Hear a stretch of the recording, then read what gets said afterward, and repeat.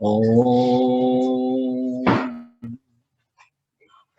Sadashiva Samarambam Shankaracharya Madhyamam Asmadacharya Paryantam Bande Guru Paramparam Ishvara Guratmeti Murti Veda Vibhagine Vyomavda Vyapta Dehaya Dakshinamurtaye Namaha Sava Vedanta Siddhanta Gocharam Tamagocharam Govindam Paramanantam Satguru Pranatoshimaham Om Om Shanti Shanti Shanti Om. Bem-vindos. A consciência em conjunto com o poder de Maya, né? Verso 6. A consciência em conjunto com o poder de Maya existe em cada objeto e ilumina todos os corpos, né? Consciência em conjunto com esse Maya, ela penetra, permeia, pervade todos os objetos. Então, a consciência tem duas características, né, nesse sentido, né? Ela pervade, permeia, penetra tudo, né? Dando vida a tudo, dando existência a tudo, e ao mesmo tempo, o que ela faz? Ela revela os objetos, né? Ela não somente cria, pervadindo, né? Permeando, penetrando, né? Permitindo essa sobreposição, ela não somente tem a característica de criar, produzir, permear, mas ela também ilumina e revela, né? E ela ilumina e revela como? Através dos seus jivas. Ei, nós jivas! Ei! Né? Essa consciência, ela revela o mundo dos objetos para os jivas, né? Que, na verdade, em realidade, é o ser de Atma, né? É o Atma do Jiva, é o Atma de Paramatma, Jiva Atma. Esta consciência, em conjunto com esse poder chamado Maya, ela existe em cada objeto e ela ilumina todos os objetos. Do mesmo modo que o Sol se reflete de forma diferente em potes de água de formatos diversos, tal como a lua refletida nas ondulações de um riacho, a consciência parece ser múltipla. Então, a consciência, ela, através de Maya, ela se reflete nesse corpo macrocósmico, né? Esse corpo macrocósmico refletor, esse aparato macrocósmico refletor, né, constituído pelas três energias, e ela concede existência a todas as configurações de Maya e, ao mesmo tempo, hoje ilumina e revela para todos os jivas, né? Assim como o Sol se reflete de forma diferente em potes de águas de formatos diferentes, assim como a Lua refletida nas ondulações de um riacho, essa consciência, ela aparece como uma multiplicidade infinita de objetos. E os objetos sencientes são aqueles para quais, né, esse universo é iluminado e revelado, porque você não pode revelar para ninguém, para nada. Revela para o Jivatma, que é Paramatma, né? Então, essa variedade, multiplicidade infinita de objetos não passam do ser, da consciência, né? Manifesta através deste reflexo ondulado, através desse estilhaço, né? Que propicia uma infinidade de nomes, cores e formas. Alguns desses nomes, cores e formas, eles são objetos inertes do reino mineral, né? E os outros, os demais, são objetos sencientes do reino vegetal e animal. Né? Entre os objetos do reino vegetal, né, o Ishvara, né, cria de modo mais sofisticado, desenvolve de modo mais sofisticado o jiva humano. Por quê? Porque o jiva humano é o único com a capacidade intelectual de compreender, entendeu? A real natureza de Mitya, né? E se libertar do poderoso Maya, né? Que fala assim, não, vocês são todos de minha criação e vocês vão se comportar segundo a Vidya. Todas essas vasanas fundadas na ignorância da real natureza não dual do ser único, né? Mas não, isso ninguém pode saber. Né? Vocês vão ter que ficar presos no samsara, preso nesta vidya universal, cósmica, mas Ishvara, né? Ishvara nunca se deu muito bem com o Maya. Então, o Ishvara falou, tudo bem, Maya, eu sei que você é o cara, eu sou um subproduto de você, mas eu vou simplesmente revelar as escrituras, né? Para quem? Para os gatinhos da rotina, naturalmente, né? Os cachorrinhos, né? Não. Achei um erro no seu sistema, Maia. Vou colocar aqui e vamos descobrir a verdade. Então, ele revela para os jivas, não para os gatos e cachorros, né? A consciência, em conjunto com o poder chamado Maya, ela concede existência a todos esses objetos. Os objetos sencientes são aqueles, né, que se beneficiam das revelações de Ishvara, pura Sattva, né, que tinha um problema com Maya, né, e queria, né, abrir uma porta, um escape hatch, né, uma porta de escape de samsara, né, através dessas revelações, né? Mas a consciência, ela sendo absolutamente ananta, infinitamente não limitada, ela retém essa sua natureza não limitada em todos os objetos. Os jivas humanos, ignorantes da sua natureza, aqueles que conhecem a sua natureza, os outros seres vivos que não têm a capacidade intelectual de conhecer a sua ignorância e o seu conhecimento, né? Do reino vegetal também.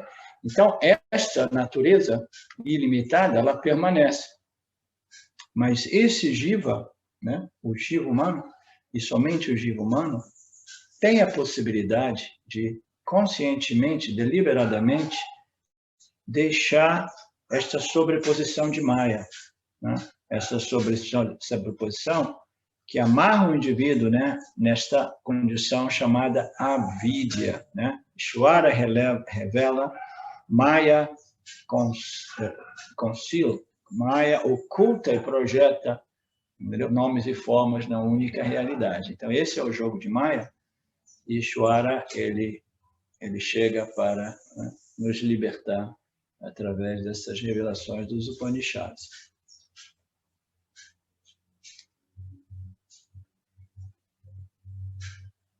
Portanto, a consciência, ela se reflete no aparato refletor macrocósmico, né? Esse espelho refletor, e produz uma infinidade de nomes e formas, né?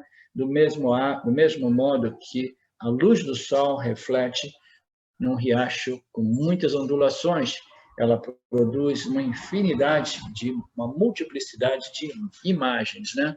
Porque ela está refletindo, mas ela está refletindo, né, deste modo e produzindo, né? Se for de noite, você vê a lua se tornam luas e elas se tornam, né, dançantes, luas dançantes, né? Então, este é o efeito causado por Maya através de rajas, enquanto que Tamas vai fazer o quê? Vai reduzir esse reflexo, vai opacar, ofuscar opacar ou pacificar. Ok. Ofuscar ou opacar esse reflexo de tal modo que o indivíduo não consiga ver nada no reflexo da mente. Ele simplesmente faz o quê? O que você falou? O que está acontecendo aqui? Né? Então, essa é a condição de tamas, né? Tamas é como um riacho, né, que, de repente, ele não somente foi obstruído para que se tornasse uma represa, né? Ele vai ficando, né, sempre mais denso, né? Menos vivo, né? Com menos vitalidade, né? Porque ele vai se tornando uma represa, né? A água morre se ela, né? Se ela ficar totalmente represada, né? Então ele vai se tornando assim e aí vem um chuvarão, né? Vem uma tromba d'água e as lamas, né? Dos morros que foram cortados, né? Destruídos, né? Aí eles viram águas, rios de lama que ficam totalmente enlameados. Aí o que ocorre, né, com um lago cheio de lama? Ele perde completamente a sua reflexidade, né? Então ele não brilha, essa consciência não brilha, né, para produzir conhecimento, clareza, entendeu? Confiança e todas aquelas qualidades experienciadas pelo jiva humano, né? Então essas são analogias de tamas sendo como uma água lamacenta que não reflete, entendeu? Ela é fraca e indistinta quando se reflete na água lamacenta. Então, esse brilho da consciência, ele produz o que a nível de experiência humana? Eu acho que esse ano eu não vou fazer nada, eu vou ficar aqui assim, né? Estou precisando de um tempo, um aninho sem fazer nada. Eu vou, agora que eu tenho um aplicativo, ele traz a minha batatinha frita com hambúrguer, né? Eu fico aqui na minha poltrona e aí eu durmo, né, no meu sofazinho, né? Eu nem troco de roupa por um ano, tranquilo, né? Estamos, né?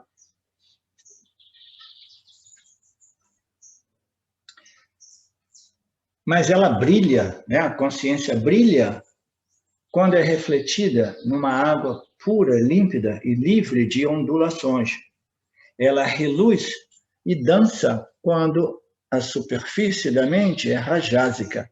Quando raja, brinca na mente, né? Quando ela se movimenta, né? Rajas é uma energia muito bacana, né? Mas ela produz sofrimento. Ela produz agitação, estresse e, principalmente, muito sofrimento quando o indivíduo rajásico não consegue obter o que ele quer, né? Irritação, né? Às vezes, o indivíduo rajásico não é muito propenso à depressão, né? Mas ele sabe o que é a irritação e a raiva quando, né, os seus objetivos são obstruídos, né?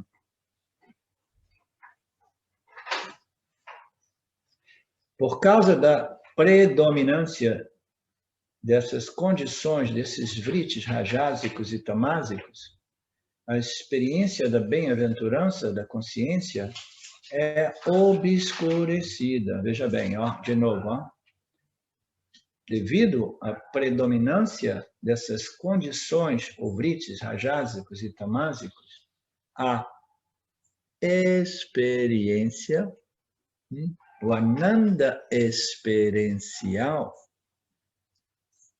da bem-aventurança do ser é aparentemente obscurecido, né? O indivíduo não experiencia satisfação quase perfeita, mas como o Ramji diz, está tudo bem quando está bem, está tudo bem quando está satívico, e está tudo bem quando é rajásico, está tudo bem quando é tamásico, né? Eu passei 2, 3 dias deitado na cama com a barriga para cima, sem conseguir nem ir no banheiro fazer xixi. Precisei de ajuda para fazer xixi. Então, a mente ficou tamásica, o corpo ficou tamásico, né? Mas quando você sabe que você não é a sua condição física e mental, você ainda assim, você desfruta dessa ananda do autoconhecimento, entendeu? Okay. O corpo e a mente está rajásica. Isto é muito preocupante. Não, não é preocupante. O que será, será.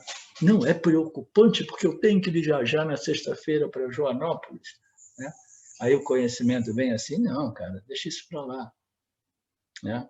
Se você for, é porque você deveria ir. Se você não for, é porque Shwara tinha outros planos para você. Mas eu não devia ter me machucado. Tipo, que é isso, cara? Para com essa história, né? Você é um Yanni, você não tem essa. As coisas são como são. O Yanni nunca olha para trás, não existe arrependimento na mente do Yanni, entendeu? Então, este Ananda, né, decorrente desta sabedoria, ele é superior ao Ananda experiencial de uma mente configurada por mais sattva, né? A mente ficou tamásica, o corpo está tamásico, eu não tinha nem muito aptidão ou interesse ou condição saco para estudar as escrituras. Eu dormia, acordava, entendeu? E aí, quando eu não sabia mais o que fazer, eu botava um filmezinho do Netflix, aí assim, aí daqui a pouco eu fechava o laptop, dormia de novo. Tamas, né? Tamas.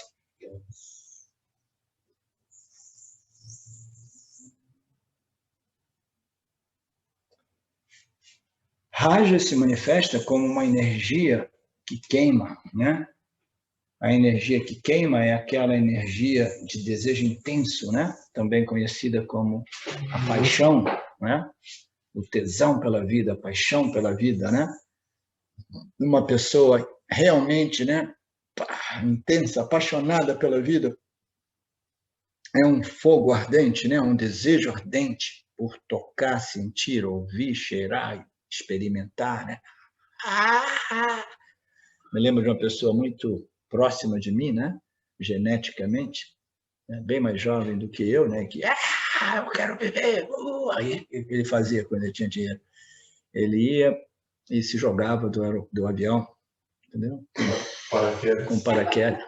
Ou ia para umas montanhas, se jogava e depois ficava preso na mola, entendeu? Porque quero experimentar, não? Então, essa é uma pessoa com muita paixão. O que é tão engraçado nisso tudo? Nada. É o seu jeito também, esse de paixão, é? De experimentar? Conheço algumas pessoas assim também.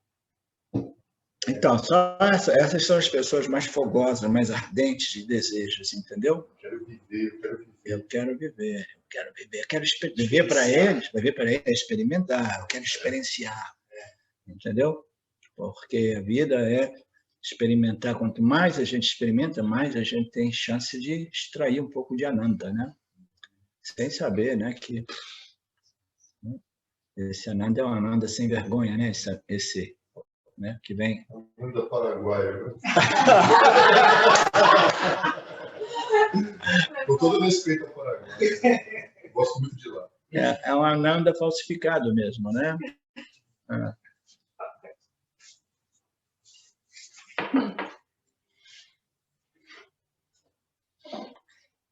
Então, essa energia da paixão é um fogo ardente. Tamas já é diferente. É como um fogo apagado, né? Um fogo apagado é uma analogia legal, né? Um fogo apagado é um fogo que já foi um fogo, agora apagou. Não, né? Então, ele é úmido, ele é fumegante, ele faz mais fumaça do que luz, né? Mais fumaça do que Ananda, né? E ele se manifesta como um prazer opaco, narcótico. Alex, o que realmente significa esse prazer narcótico, você que traduziu esse texto? Tipo um bagulho. Narcótico, que droga, né?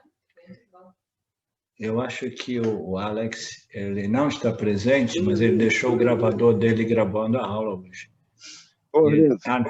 E ele está ainda com a sua identidade dupla, ele está em dualidade ainda, o Alex original e o Alex refletido. Quem é esse Alex refletido? O Alex tem dois Alex aí, um Alex com A maiúsculo e um com A minúsculo. Um é de um computador e o outro é de um celular. Mas a gente quer saber quem é você. Pode ser esses dois também, tá? Comporta isso também. Você assumiu ambas as suas identidades, né? Tudo bem. Então, Arlindo, esse termo aí é uma estrutura narcotizante, né? Como se o indivíduo tivesse completamente narcotizado. Ok. Tipo ópio, né? Dopado, ópio é uma boa. O cara fica assim... Fica narcotizado, anestesia. Narcotizado se o ou... tomasse Torto, entorpecido. Né? É um cara que está prosacado, né? Tomou muito Prozac, muitas dessas drogas assim, aí eles ficam pam, né? Assim, pam. Né? Eles não sofrem, mas eles não têm nenhuma possibilidade de ananta, entendeu? Então, é esse tipo de prazer. O prazer tamásico é um prazer interessante, entendeu? Porque eles conseguem, no Gita, nos últimos capítulos do Gita, o Lord Krishna fazia uma boa exposição do prazer tamásico. É muito bonito aquelas aulas do Gita. Né? O Ananda do Tamas. Né? Você olha assim e fala assim, impossível, não existe Ananda no Tamas. Né? Aí ele descreve o Ananda do Tamas. Né? Esse Ananda da ausência mesmo de luz, de vida, de experiência, de emoção, né? Que é um fogo apagado, que é como se você fizesse um investimento, né, na caderneta de poupança. Né? É literalmente um fogo apagado. Você sabe que não ganha nada, mas você sabe que não vai perder nada. Não perde. Né? Pelo menos, né, aparentemente, você perde para a inflação, né? Mas você sabe que nunca vai descer, né, além do seu investimento, porque você não quer correr nenhum risco. Essa é a condição de Tamas, e esse é o prazer do Tama. É o prazer, assim, é melhor não arriscar nada, porque a segurança.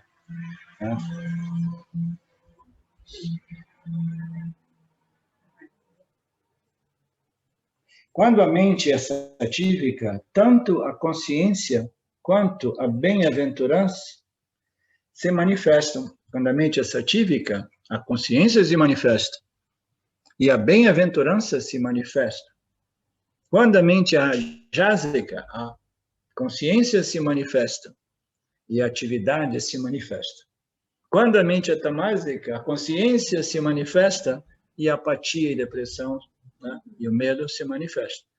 Então, ambas, né, a consciência sempre se reflete ou se manifesta, mas como todo e qualquer vivo humano ele quer viver para experienciar Ananta, né?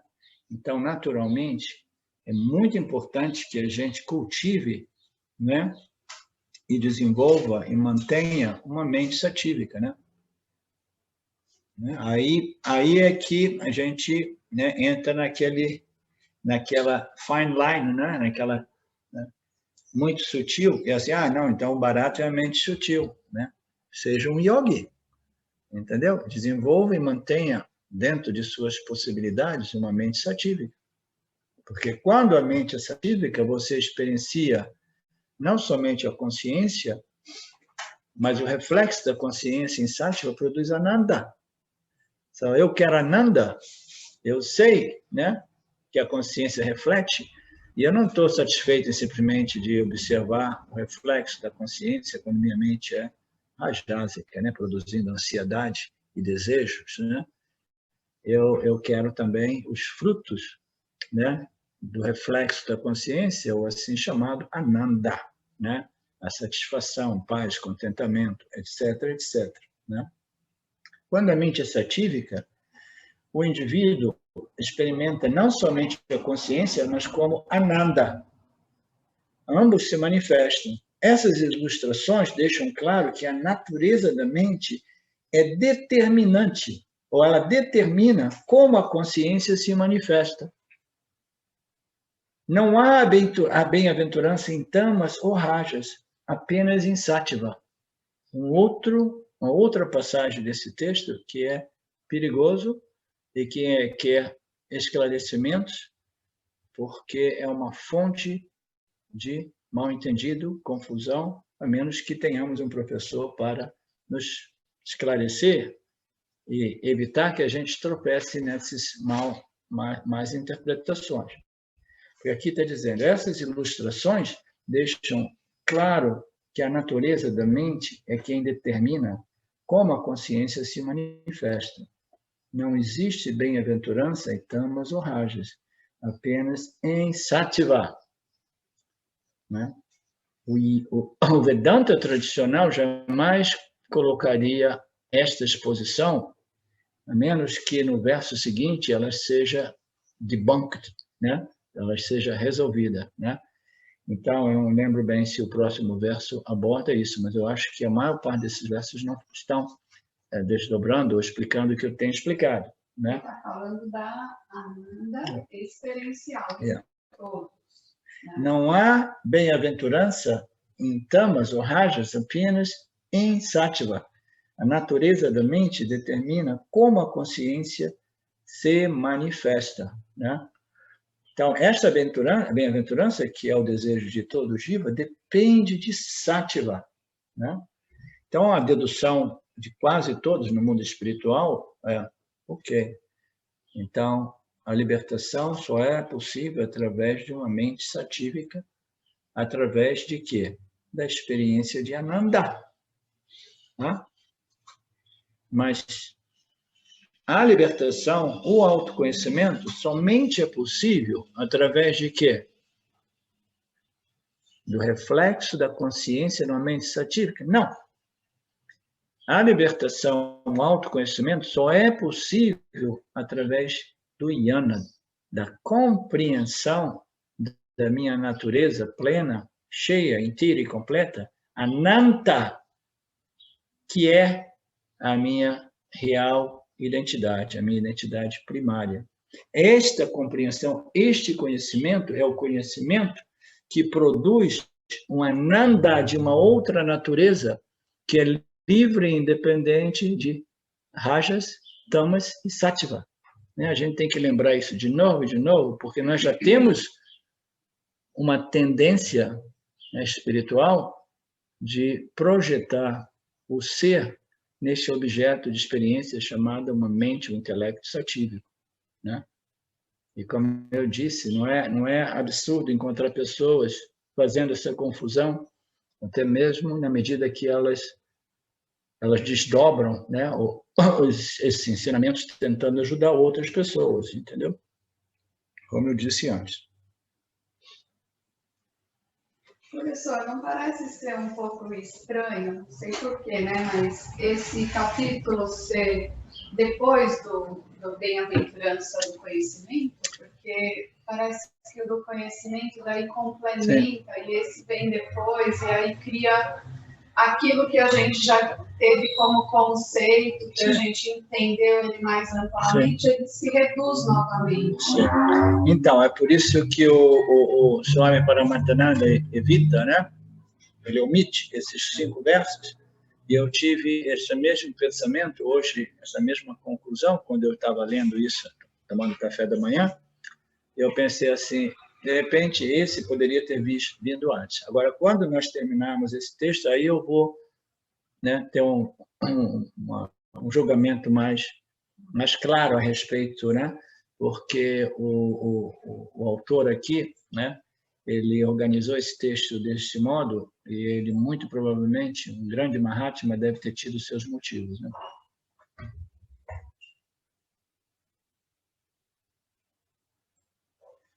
Não há bem-aventurança experiencial em tamas ou rajas. Bem-aventurança experiencial depende de uma mente satívica, porque somente uma mente satívica reflete a consciência produzindo bliss, satisfação, alegria, né, paz, né, clareza, né, todos esses aspectos da nossa experiência humana que todos nós apreciamos, né? Então, não existe a bem-aventurança em tamas ou rajas, a bem-aventurança experiencial em tamas ou em rajas, apenas em sattva. Isso está ficando claro para você, Carmen? Tá? E para você também, né, Mauro? Vocês que vêm do mundo do yoga, ou tem ainda um pouco de confusão? Eu estou deglutindo, assim, né?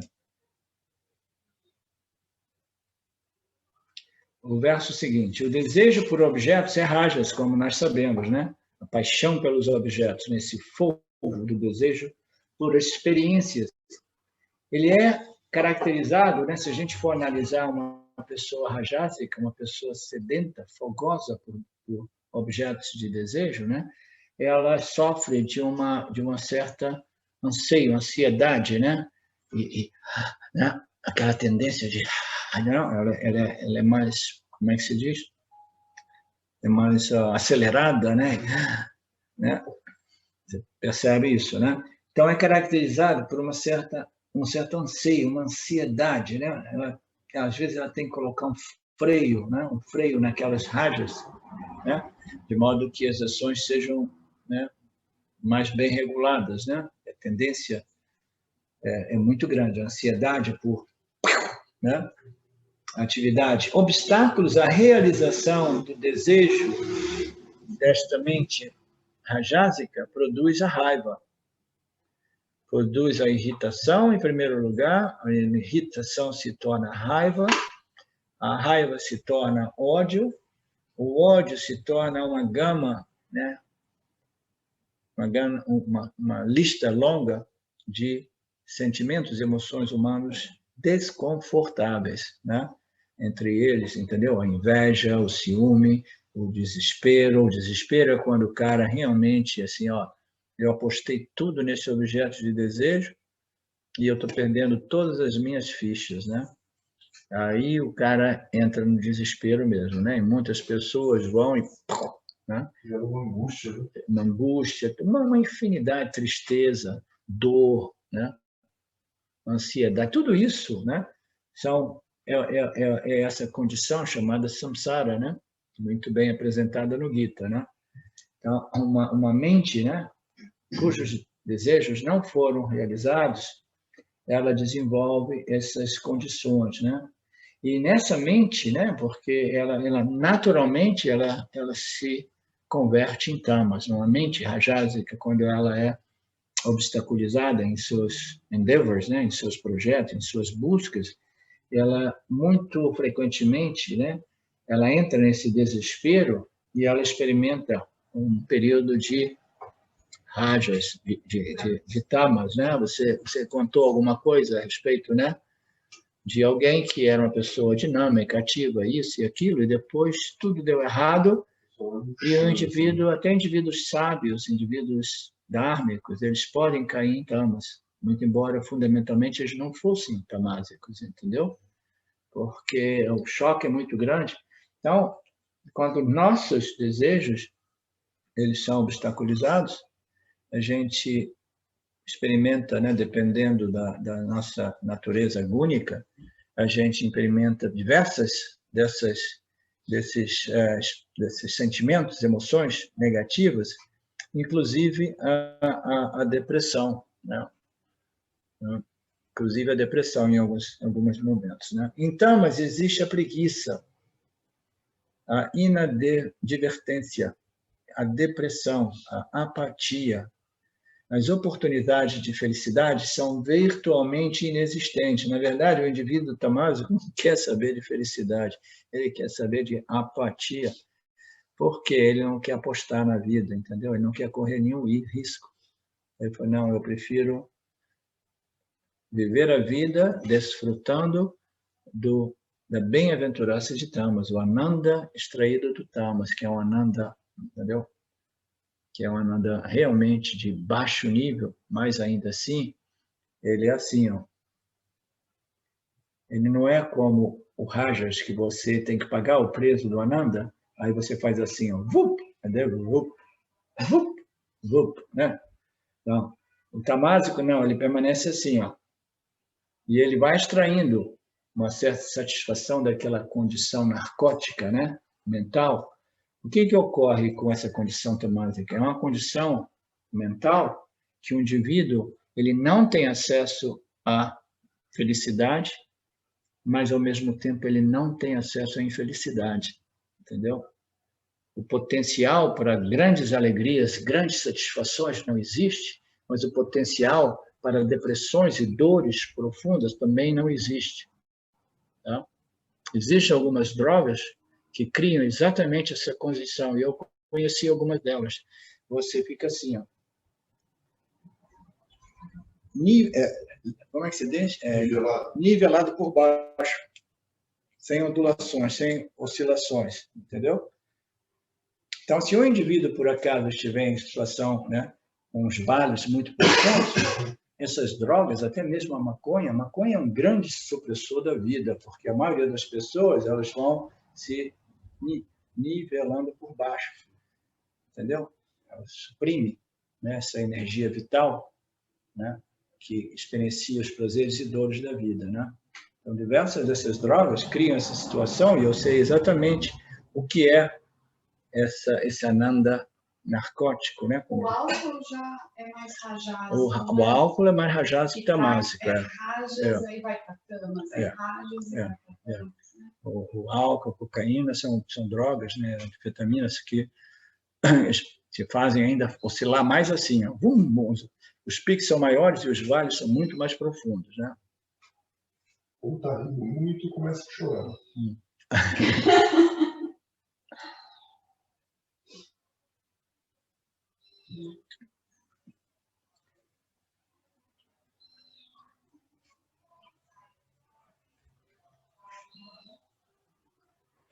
A possibilidade de felicidade são virtualmente inexistentes numa mente tamásica e os riscos de uma infelicidade profunda também são inexistentes.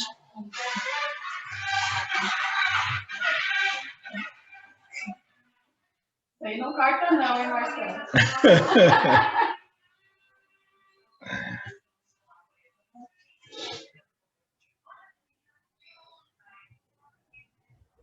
Com a aquisição do objeto desejado, o desejo desaparece e a gente experiencia o Ananda, né? Nós já analisamos esse mecanismo, né?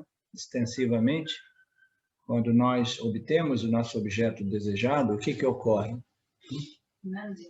Hã? Anandi. É um Anandinha, aquele Ananda sem vergonha, né? Por que ele é sem vergonha? Porque ele é um pálido reflexo da nossa Ananda. E ele é limitado pelo surgimento do próximo desejo, limitado pelo medo, né, ou preocupação de como manter aquele ganho, etc, etc, né? Então, esse Anandinha sem vergonha, ele aparece, né, do ganho, né, nessa relacionamento entre o Jiva e o seu objeto de desejo, né? Com a aquisição do objeto desejado, o desejo desaparece. Então, ele já está, né, dizendo, né, concluindo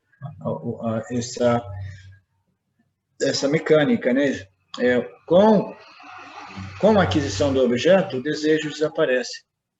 Com a ausência do desejo, a mente experimenta o quê?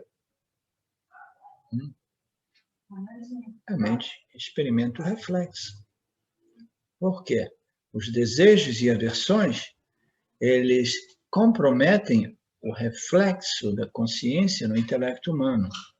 Os desejos e aversões, eles comprometem o reflexo. E a felicidade experienciada pelo jiva humano, e somente o jiva humano, é esse reflexo da consciência numa mente livre de desejos e aversões, né? Principalmente quando são intensos e vinculantes, né? E perturbantes, disturbantes da mente, né? Então, quando a gente obtém o que a gente quer, a gente experiencia o nosso Ananda original. E por que eu experiencio isso? Porque veio do objeto. Não. O objeto é um catalisador. Ele é o fruto, né, de um objeto que eu projetei, e durante o processo de busca, o ganho, a minha mente se torna impossibilitada de Ananda. Mas quando eu o obtenho, aí o que ocorre?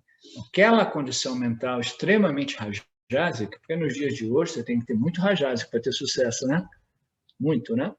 E a sua mente vai para o beleléu no processo, a sua condição mental. Aí quando você obtém, aí você fala, ok, vamos curtir o Ananda, nesse domingo vamos pegar o carro e vamos, né, para um chalezinho na montanha, né, comemorar, né?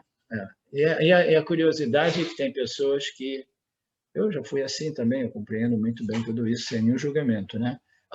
Eu consegui um Ananda aqui, vamos ver se a gente consegue, né, como é que se diz? Potencializar essa Ananda, né?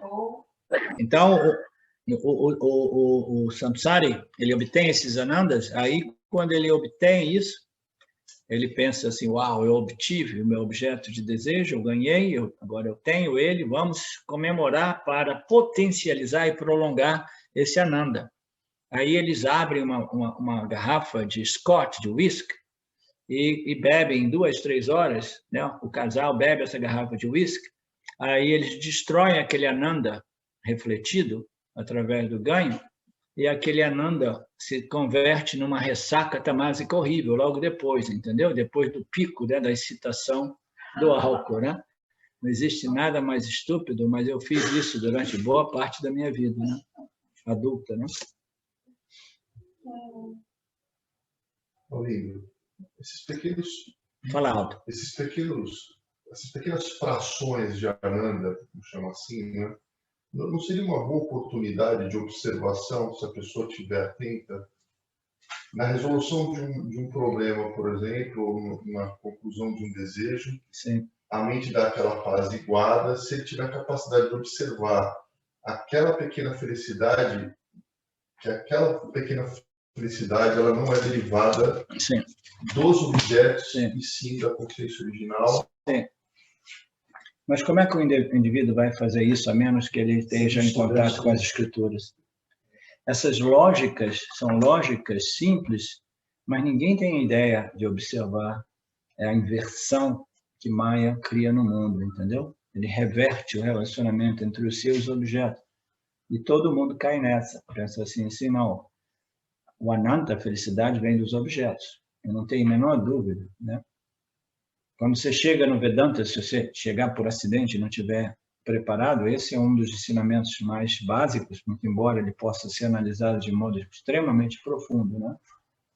Mas se você diz para uma pessoa despreparada que não existe realmente, né, felicidade no mundo dos objetos, a pessoa pode entrar numa crise ou ficar muito raivosa e violenta com você mesmo, né? Tem que tomar cuidado, não dizer isso para qualquer pessoa. Não.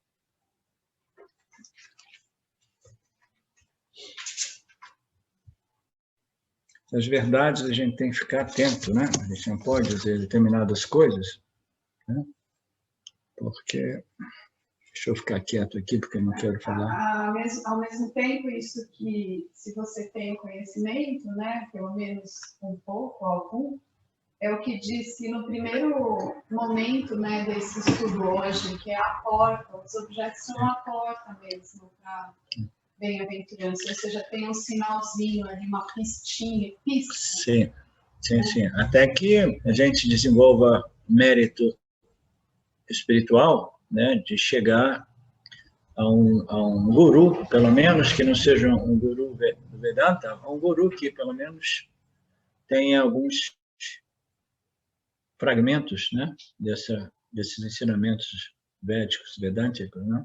Realmente, sem essas escrituras, dificilmente você consegue ter essa...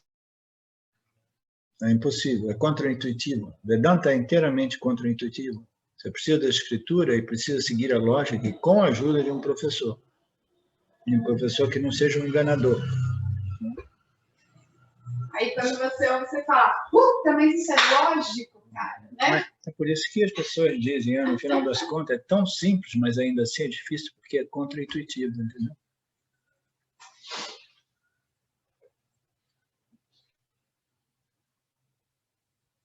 As oportunidades de felicidade e de infelicidade profunda são virtualmente inexistentes para uma mente tamásica.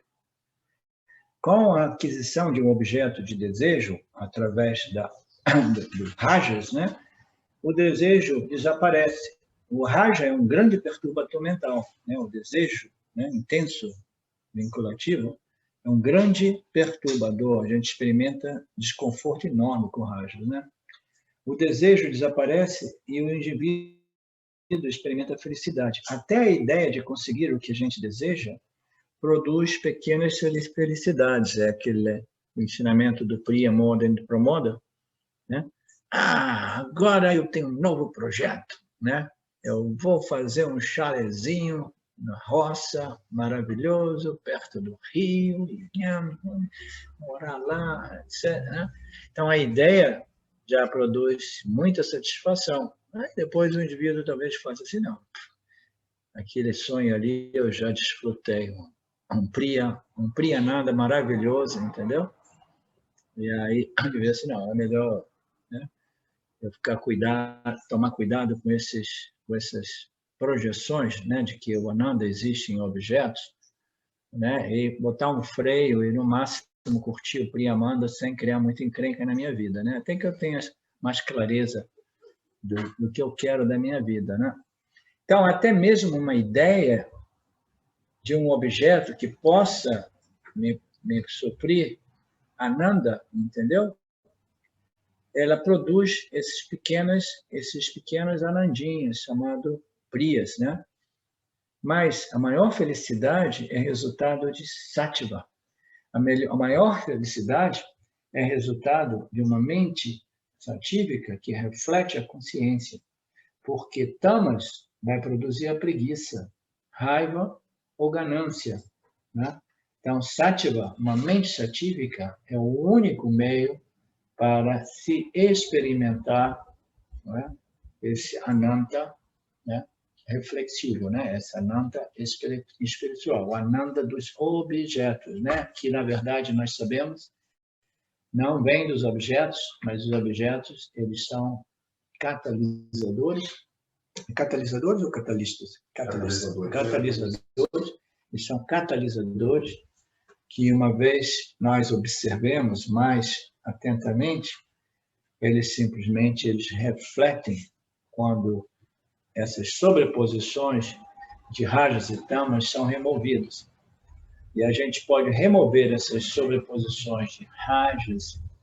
Uma coisa interessante de compreender dessas três energias é que sattva é a energia sempre presente, entendeu? Ela é simplesmente a luz que revela, né? Ela é um pano de fundo, ela é sempre presente. Sattva, ela permeia rajas e tamas. Aí rajas e tamas se desenvolvem em sattva. O rajas, né, o tamas vai ocultar, né, o conhecimento, qualquer que seja o objeto de conhecimento. Objetos de mitya, objetos de sati. Tamas irá ocultar. E rajas, o poder revelador e o poder do conhecimento, ele vai ter que prover, né? Terá que prover, entendeu? Uma boa ideia a respeito daquele objeto, né, de conhecimento que eu estou tentando, né, compreender. Mas sattva é sempre presente, tá? Ela pervade, ela é um pano de fundo, raja se desenvolve a partir de sattva e tamas. Então, rajas sattva é sempre ali. A questão, então, é como, né, suprimir, ou remover, ou neutralizar, ou reduzir rajas e tamas. A gente não tem nenhuma necessidade de realmente produzir sattva. Quando a gente fala cultivar sattva, não é que a gente tem que pegar umas mudinhas e plantar e depois transferir, né, para o nosso hortinho mental, intelectual. Não. Sattva é ali, já ali, entendeu? É questão de neutralizar tamas e rajas. Aí, quando tamas e rajas elas vão diminuindo, sattva, que é sempre presente, entendeu? Ao invés de iluminar a apatia, a depressão, a preguiça, ou a atividade, a agitação, isso e aquilo, ela vai iluminar o quê? Sattva. Em vez de iluminar aquele fenômeno mental, ou esse fenômeno mental, ela vai iluminar um outro fenômeno mental, que é a clareza, o conhecimento, entendeu? A tranquilidade, a paz, o foco, né? E todas essas características do reflexo da consciência numa mente sattva. Sattva é sempre ali. É uma questão de, simplesmente, né, como se diz? A gente fala converter isso e aquilo, mas é uma questão praticamente de dissipar rajas e tamas. Tá? Isso é uma ciência muito complexa, né? Muito complexa. Agora, começando a ter uma inspiração para escrever um pouco mais sobre isso.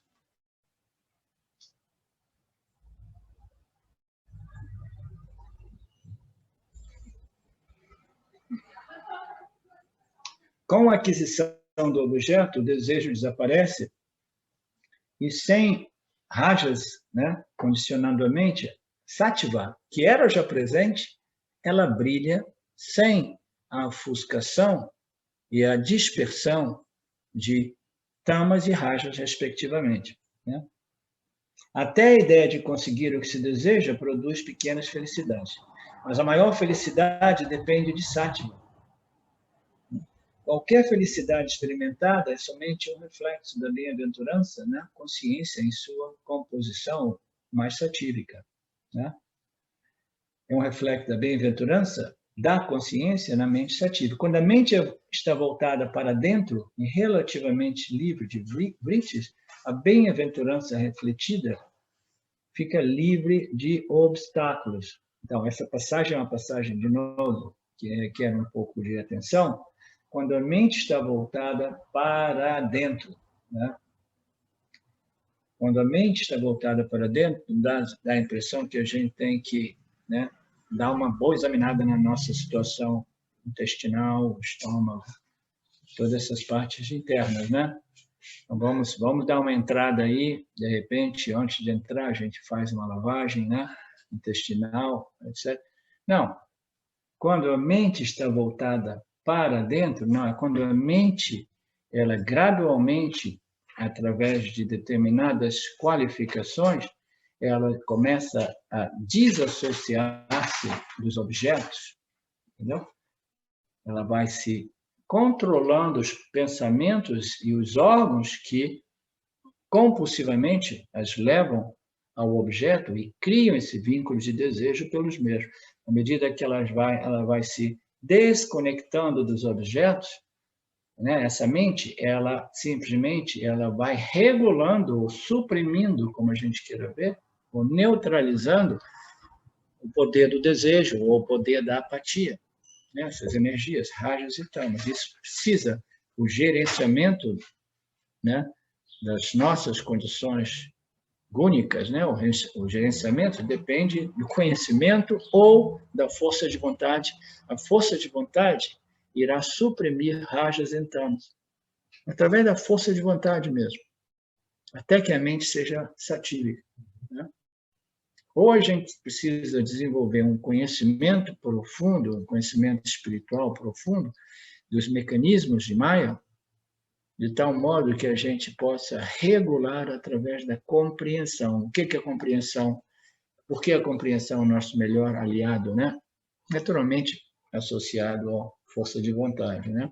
Porque quando você compreende que rajas, entendeu? É uma fonte de miséria, né?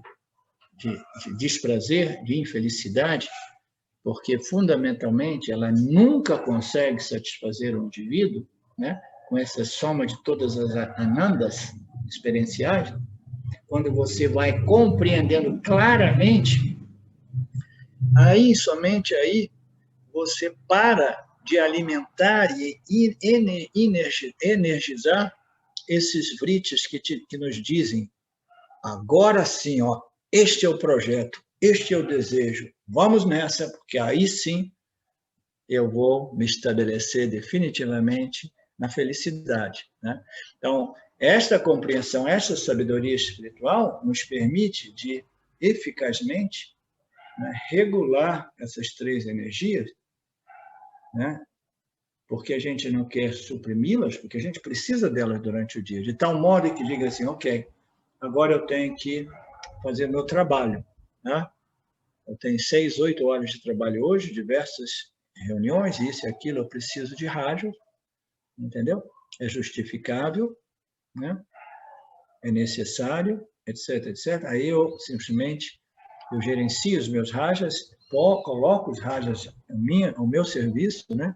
E aí eu faço o que eu preciso de fazer, sem permitir que essa tendência se torne uma compulsividade baseada na crença de que o ganho desses objetos irão me realizar, me satisfazer e me conduzir à felicidade permanente. Não.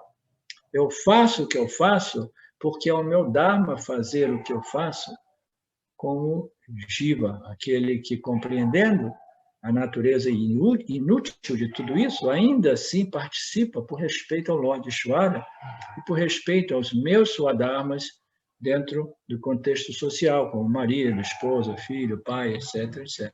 A gente continua fazendo, mas essas ações, essas atividades, elas não são compulsivas, não são vinculantes, não são tiranas, e elas não conduzem a um vício, né, de transformar uma simples energia que nos permite agir em um monstro, né, que nos destrói através de uma vida, né, de atividade incessante e desnecessária no final das contas. Eu tenho uma outra pessoa na minha vida que é da minha família, muito próxima, né, que viveu, ele é um pouco mais jovem do que eu, viveu uma vida inteira muito ativa, muita responsabilidade, muito trabalho, muito sucesso.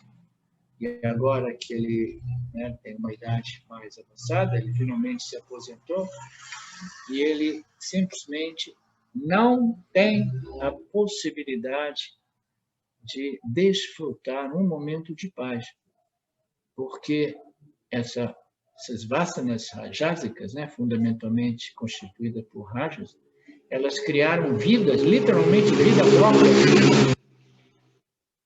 Sabe quando uma vasana ela te possui? Mesmo que você possua um karma que te permite parar, deitar na rede, sentar, ouvir música, cheirar as rosas, etc, etc, entendeu? Você não consegue, entendeu? Porque as vasanas elas se tornaram, né, compulsivas, né, vinculantes, elas tornaram realmente vícios tiranos, vícios esses que nós somos impotentes em controlá-los, né? Então, por que nós estamos falando isso aqui? Rajas é um grande problema, mas ainda assim é uma energia indispensável no nosso processo de, não somente como samsara, de provedor, né, responsável dentro dos termos da sociedade, mas até mesmo do ponto de vista do nosso crescimento espiritual, nós dependemos de rajas, porque a espiritualidade que liberta, ela requer rajas, mas rajas muito sofisticadas, rajas, né, canalizados para o controle e regulação da mente, órgãos sensoriais e a atividade intelectual, cognitiva, de discernir, determinar, discriminar de momento em momento, entendeu?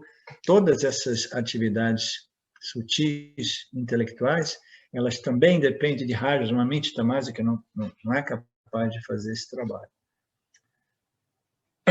A maior felicidade depende de sattva. Quando a mente está voltada para dentro, não. Quando a mente simplesmente se desprende desses rajas e tamas, né, vinculantes, compulsivos, viciantes, né, estagnantes, né? Quando a mente ela se liberta de rajas e tamas, ela permanece em seu estado natural, que é permeado por sattva, né? Ela se sente relativamente livre dessas oscilações, né, oriundas dos 3 gunas, e ela experimenta a bem-aventurança. Por quê?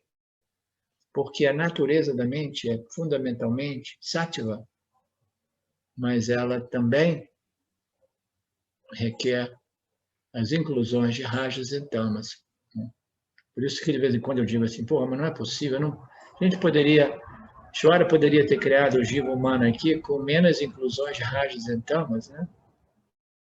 Mas parece que isso, né, como diz a Gita, toca a nós, né? Parece que somente o esforço individual humano nos permite, a nível pessoal e, de repente, a nível cultural, de desenvolver uma qualidade de vida mais satívica, né? Uma analogia boa é do lago mesmo, né? né? Se a gente pegar um lago, o estado natural do lago é a tranquilidade, né? É o nivelamento. Mas a todo Sim. momento esse lago sático, né? Ah, Ele está sendo perturbado. Ah. Cai um passarinho, vai lá, tenta pegar um peixe, aí gera aquelas ondulações, aquelas perturbações, agitações, né? De exatamente. rajas, entra o barco, né? Sim. Perturba aquela tranquilidade do lago. Então, a natureza da mente, ela de fato ela é satírica, né? Vocês ouviram a colocação do Luciano? Muito, muito bacana, né? Você vê que ocorre nos Yoga Sutras também, né? Nós temos essas analogias vedânticas também, mas eu nunca tinha visto desse ângulo, né? Porque, como nós dizíamos, tudo no universo sempre procura o restabelecimento da sua natureza. Então, o que o Luciano está dizendo, dentro das linhas do que eu disse, que a natureza realmente da mente é sátiva, mas ela possui essas inclusões de rajas e tamas. Então, a analogia do lago, né, é que ele sempre, né, sempre que essas inclusões de rajas, o que são os rajas? São as atividades do vento, do clima, né? Basta uma brisinha, né? Uma pedrinha que cai, uma chuvinha. Então, todos os elementos eles vão ficar ali, né? Produzindo modificações na natureza do lago. Mas aí o que o lago faz? Se a gente pensasse que fosse natural para o lago ficar rajásico, bastaria, né? Uma pedrinha caiu no rato, aí ele cria aquelas ondulações, aí as ondulações elas se auto-mantêm, ele ficaria fazendo assim eternamente, né? Mas, ao invés, não, ele sempre busca restabelecimento da sua natureza como um espelho refletor, né? Essa é uma analogia muito bacana. Nessa analogia do lago, tem uma outra que ele fala que, enquanto você está tendo essas vrites, né, na superfície do lago, sim, nas profundezas, que seria então a consciência original, está apenas observando todos os vrites. Sim. Sim. Essa é uma outra analogia muito bacana, né? Na superfície da mente, rajas e tamas, né, surgem, mas como a natureza de rajas e tamas, né, é sátiva, então, ao nível mais profundo na mente, né, na profundeza da mente, existe sempre sátiva, o poder revelador. E esse poder revelador que ilumina e revela rajas e tamas, né? Muito legal, Putinha, obrigado. Qual é o próximo verso? 20. Aí existe... Ou seja, né, ali só estou pensando aqui, ou seja, não é que sátiva se transforma em rajas e tamas, ela só realmente superficialmente é atingida, né? A natureza, ela pervade, né? Ela não precisa se multiplicar, ela já é presente. Rajas e tamas é um desenvolvimento ou uma sobreposição em sátiva.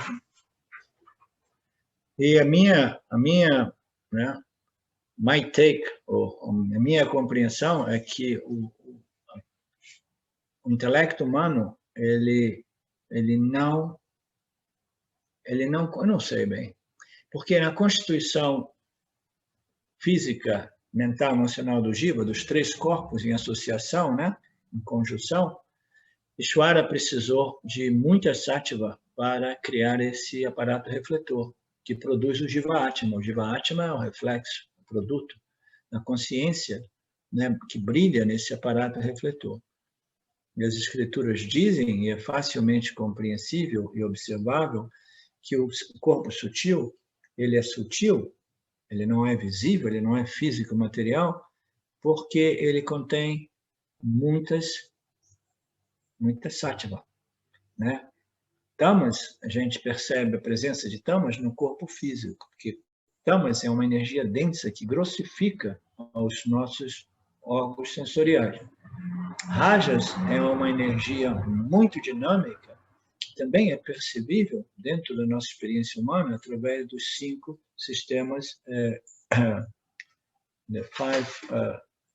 como é que se chama? Outro dia eu tentei lembrar, é dos 5 pranas, entendeu? As funções fisiológicas, as 5 funções fisiológicas. Então, a gente observa, né, um nível mais denso, a nossa constituição física, a nossa constituição dinâmica. Os vaios, essa linguagem a gente não usa aqui, a gente observa os pranas, né? E observar realmente, né, o intelecto é difícil porque ele é muito sutil. Mas ainda assim, ele consegue funcionar como refletor somente por causa de rajas e tamas, né? Como é que a gente vai produzir, criar alguma coisa sem o elemento energia e matéria-prima, né? Se não tivesse rajas e tamas, a gente não teria um espelho refletor. A gente teria o quê? Ishvara, pura sattva, né? O espelho refletor do Jiva requer esses constituintes, né? Esses vritis, que são modificações dentro de sattva, são rajas e tamas. É quase como se você quiser construir alguma coisa, você precisa uma casinha, você precisa de quê? Um alicerce e, né, uma estrutura de concreto, senão a casa cai, né? Então, it does not stand, o corpo sutil, inevitavelmente ele precisa de rajas e tamas, né? Então, cabe a nós, né, esse desenvolvimento, né, ou esta neutralização de excesso de rajas e tamas, porque as sociedades elas promovem, né, essa epidemia, né, de propagação, né, de desenvolvimento de rajas, né? Todo mundo nos dias de hoje é muito rajásico. Todos os jivas, em geral, eles não eram assim 300, 400 anos atrás, a gente não era assim, entendeu? A sociedade, a cultura nossa supervaloriza rajas e cria um sistema escravizante no qual você tem que estimular, tem que reproduzir e fazer crescer os seus rajas, né, para se adequar ao status quo, né? Então, se torna uma problemática do ponto de vista da felicidade humana, da qualidade de vida humana, né? A gente tem que ver como que manter um certo controle sobre essas energias, né? Rajas e tamas, né? Sim. A gente tem que, né, Sim. fazer ele ser, né, a gente ficar sob controle. Né? E como eu disse antes, porque rajas e tamas são depositadas no corpo causal, e o corpo causal ele é bem mais denso, bem mais sutil do que o intelecto, a gente não pode objetivar e manipulá-las daqui para lá. A gente manipula elas aqui como? Observando e manipulando as nossas ações, daqui para cá. Porque são as nossas ações que irão impactar as vasanas. São as nossas ações, predominantemente tamásicas, rajásicas ou tamásicas, ou satívicas, que vão reprogramar ou reconstituir um corpo de vasanas mais satívico. E como vedantinos, nós sabemos que nós queremos sattva, não somente para ficar curtindo o ananda reflexivo, né? A gente quer sattva, porque eu quero curtir o ananda, né? Não, a gente quer o sattva porque a gente quer desenvolver uma mente capaz de compreender a Aham Brahmasmi. E somente uma mente, né, muito satívica, muito pura, é capaz de compreender e reter e processar, digerir, internalizar essas declarações dos Upanishads, né? Então, esse é o objetivo do Vedantino. Sattva não é um fim, é um meio, né? E esses versos, muitas vezes, requerem um professor que alerte os indivíduos, os alunos, que Sattva não é um meio, porque essa já é uma vasana espiritual, né, universal. Sattva é o fim. Não, Sattva é o meio. Meio de quê? De experimentar Ananda, sim. Mas por que não é o fim do processo de elevação espiritual? Porque Sattva, ela é um meio para obter Ananda, entendeu? E o conhecimento Aham Brahmasmi. Porque somente através do conhecimento Aham Brahmasmi o intelecto humano ele se conforma com esta predominância de Sattva naturalmente, sem esforço e sem disciplina e tentativas impossíveis de remover definitivamente o mundo das três energias, né? Em constante modificação. A existência e a bem-aventurança são a natureza da consciência. Nos objetos materiais, apenas a existência se manifesta. Nos objetos físicos materiais, a gente sabe que tudo é Brahman, que tudo é a consciência infinitamente não limitada, apesar dos seus nomes, cores e formas, e apesar do reflexo de Brahman como consciência, ou apesar da ausência de reflexo de Brahman devido à ausência de um aparato refletor, o corpo sutil. Os objetos minerais físicos, né? A madeira também, etc. Todo objeto insenciente, inerte, né? Ele é um objeto sem um corpo sutil. Existe a ideia da criação, existe um corpo causal, existe um corpo físico, grosso, material, mas não existe um refletor. Então, nesses objetos físicos, densos, materiais, nós compreendemos, observamos através de quê? Da nossa experiência? Não. Através do Jnana, a gente sabe, o Brahman ali, brilhando como um ser inerte.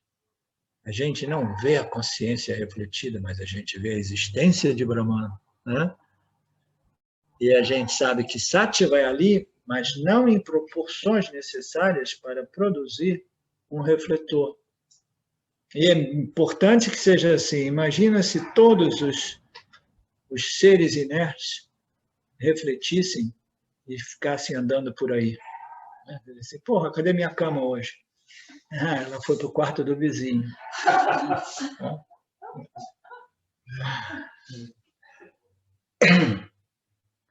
Nos objetos materiais, apenas a existência se manifesta, não a consciência refletida, e não a bem-aventurança. Oh, eu que estava pensando se tenho que voltar aqui, eu quero voltar como uma montanha, uma pedra, tudo bem. Entendeu? Você não vai refletir a consciência, você vai desfrutar da sua existência ilimitada sem o elemento experiencial, que é o reflexo no seu corpo sutil, porque você, montanha de pedra, você não possui um corpo sutil. E não somente isso, eu não tenho acesso a Ananda. Não, eu vou ficar lá existindo eternamente. Uma montanha que eu conheci lá na Califórnia, que não sei quantos bilhões de anos, né? Imagina existir lá bilhões de anos na minha plenitude sem experimentar nenhuma Anandinha, né? Porque não tem nenhum reflexo, né? Então, nós, jivas, somos privilegiados, né? E ainda mais os jivas satívicos, né? Como nós, né? Aqueles que são associados às escrituras, né?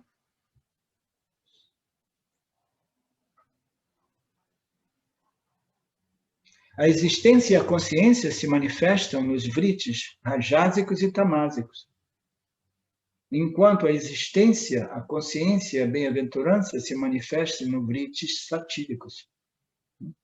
Então, nos vritis, né, nas configurações mentais rajásicas e tamásicas, a existência e a consciência se manifestam. Né? Mas eu sou rajásico, mas de vez em quando eu obtenho uma Anandinha, sim, mas é somente quando o rajas é neutralizado pelo ganho, e aí você experiencia a sua natureza satívica, que reflete a sua natureza como Brahman, como plenitude. Né? Então, a existência e a consciência se manifestam numa condição rajásica e tamásica. Enquanto a existência, a consciência e a bem-aventurança se manifestam no intelecto dominado por mais sattva. Né? Por quê? Porque rajas e tamas não são bons refletores. Um é um refletor opaco, cheio de poeira, né? aquele refletor que foi encontrado, né, numa casa que estava abandonada por 400 anos, tem tanta poeira que não reflete mais nada, né? E o outro é um refletor, é um espelho que foi encontrado nesta mesma casa, mas estava estilhaçado, né?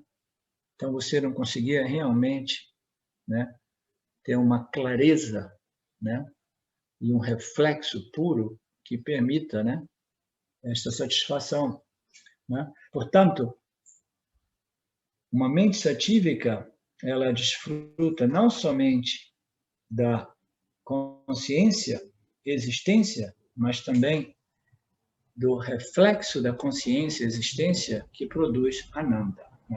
Om Purnamada Purnamidam Purnamudachyate Purnasya Purnamadaya Purnamevavashishyate. Om Shanti Shanti Shanti. Ok? Obrigado a todos vocês.